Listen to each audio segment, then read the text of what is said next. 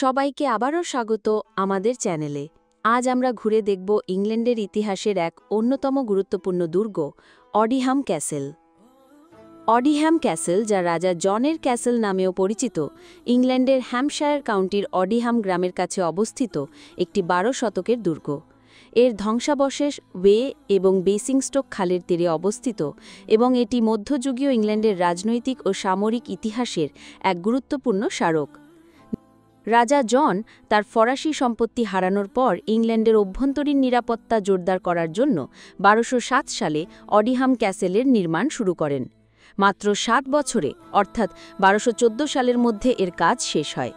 এটি ছিল রাজা জনের নিজস্ব ব্যয়ে নির্মিত একমাত্র নতুন রাজকীয় দুর্গ। দুর্গের প্রধান বৈশিষ্ট্য ছিল একটি অনন্য অষ্টভুজাকার কিপ বা অক্টাগোনাল কিপ, যা সেই সময়ের জন্য একটি আধুনিক স্থাপত্যশৈলী ছিল। কিপটি প্রায় 3 তলা উচ্চতার ছিল এবং এর চারপাশে একটি পরিখা বা মোট এবং একটি বহিঃপ্রাচীর বা বেইলি ওয়াল ছিল। ধারণা করা হয় এটি একটি শক্তিশালী এবং আত্মরক্ষামূলক কাঠামো ছিল, যা সীমিত সংখ্যক সৈন্য নিয়েও দীর্ঘ অবরোধ সহ্য করতে সক্ষম ছিল। অডিহাম ক্যাসেলের সঙ্গে রাজা জনের নাম অবিচ্ছেদ্যভাবে জড়িত। এটি ছিল তার প্রিয় বাসস্থানগুলোর মধ্যে একটি এবং তিনি এখানে ঘন ঘন আসতেন। সবচেয়ে গুরুত্বপূর্ণ ঘটনাটি ঘটে 1215 সালে, যখন রাজা জন ম্যাগনা কার্টা চুক্তিতে স্বাক্ষর করতে বাধ্য হন। এই চুক্তি স্বাক্ষরের আগে তিনি অডিহাম ক্যাসেল থেকে উইন্ডসর ক্যাসেলের দিকে যাত্রা করেছিলেন, যেখানে ব্যারনদের সাথে তার আলোচনা হয়েছিল। এটি নির্দেশ করে যে দুর্গটি রাজার জন্য একটি নিরাপদ আশ্রয় এবং কৌশলগত কেন্দ্র হিসেবে ব্যবহৃত হতো। 16 সালে ইংল্যান্ডের ইতিহাসে এক গুরুত্বপূর্ণ মোড় আসে, যখন ফরাসি যুবরাজ লুই, পরবর্তীকালে ফ্রান্সের 8ম লুই, ইংল্যান্ড আক্রমণ করেন। অডিহাম ক্যাসেল এই আক্রমণের শিকার হয় এবং 3 মাস ধরে ফরাসি বাহিনীর দ্বারা অবরোধ করা হয়।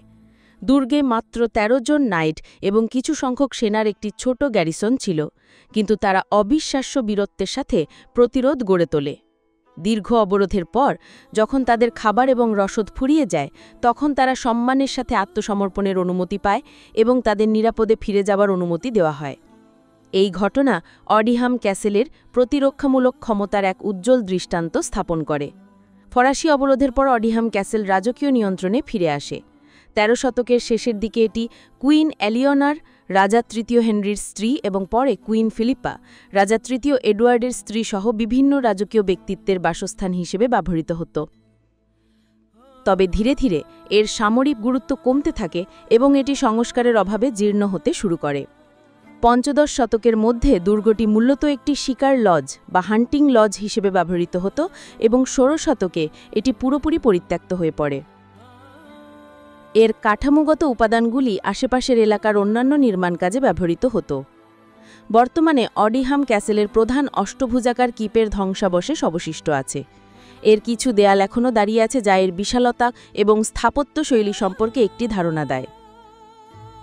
দুর্গটি এখন হেরিটেজ ইংল্যান্ড দ্বারা সংরক্ষিত প্রাচীন স্মৃতিস্তম্ভ হিসেবে চিহ্নিত।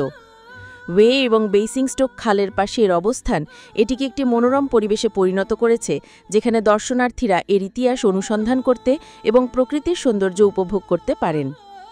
অডিহাম ক্যাসেল শুধু একটি পাথরের স্তূপ নয়, এটি ব্রিটিশ ইতিহাসের এক জীবন্ত প্রতীক। এটি রাজা জন, ম্যাগনা কার্টা, ফরাসি আক্রমণ এবং মধ্যযুগীয় বীরত্বের গল্প বলে। এর প্রতিটি ধ্বংসাবশেষ অতীতের এক গৌরবময় অধ্যায়ের নীরব সাক্ষী, যা আজও ইতিহাসপ্রেমী এবং পর্যটকদের আকর্ষণ করে। আশা করি আজকের আর্কিনেস্টের উপস্থাপনায় ভিডিওটি তোমরা উপভোগ করেছ। চ্যানেলটি সাবস্ক্রাইব করো, লাইক দাও এবং মন্তব্য করো। পরবর্তী ভিডিওতে দেখা হবে। বিদায়।